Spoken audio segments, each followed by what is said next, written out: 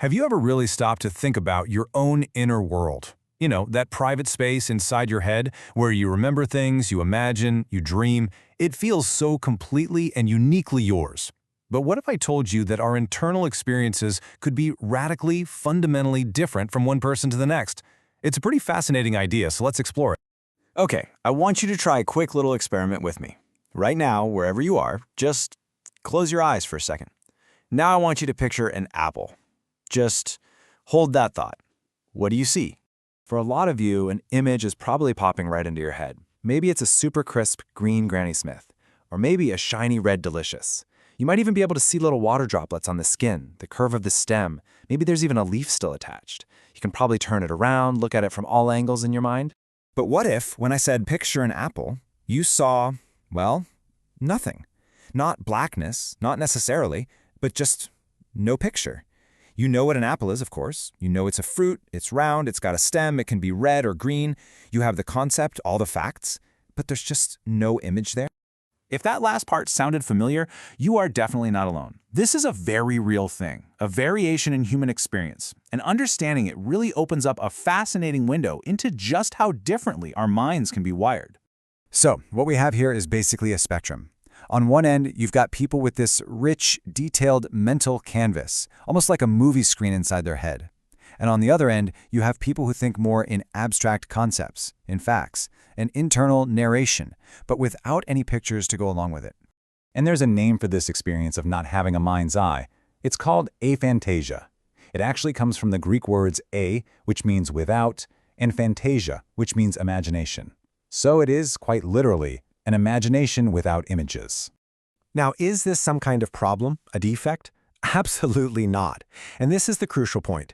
Aphantasia is not a disorder. It is simply an intriguing variation in how the human brain works. It has absolutely nothing to do with a lack of creativity or intelligence. It's just about processing the world with a different set of internal tools.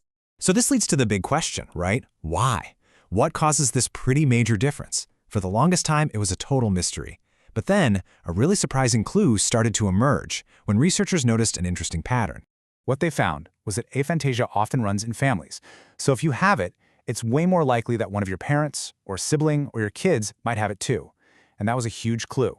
It suggested this wasn't just about life experiences, but something much more fundamental. Okay, but why would it run in families? I mean, what's the invisible thread connecting relatives in this really personal internal experience? Well, the answer, as it turns out, is written into our very code. That invisible thread? Yeah, it's woven right into our genetic blueprint. The very instructions that build our bodies and our brains also seem to play a major role in painting, or not painting, our inner world. Think about it like this. Our genes provide the blueprints for how our brains get wired, especially those networks that handle visual memory and imagination.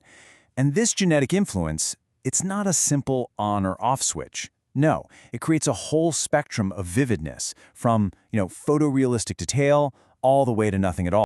So, the takeaway here is actually pretty profound. The richness, the color, the very existence of your mental canvas is, at least in part, inherited. It's a trait passed down through generations, just like the color of your eyes or how tall you are. How wild is that? This discovery has some really, really big implications. It kind of forces us to rethink what we assume is a universal human experience and what it actually means to imagine or to remember something. Just think about it. We all walk down the same streets, we look up at the same sky, we live in the same physical reality. We all share one external world. But inside our heads, we're navigating that world with tools that can be fundamentally different from the person sitting right next to us. One person remembers a beach vacation like this vibrant, high-def movie, while another recalls it as a collection of facts and feelings. And people with aphantasia get by perfectly well. They rely on deep conceptual knowledge, a really strong spatial sense of where things are, and a memory built on solid facts. It's not a deficit, it's just a different operating system. And it makes you wonder, how these different systems might shape us.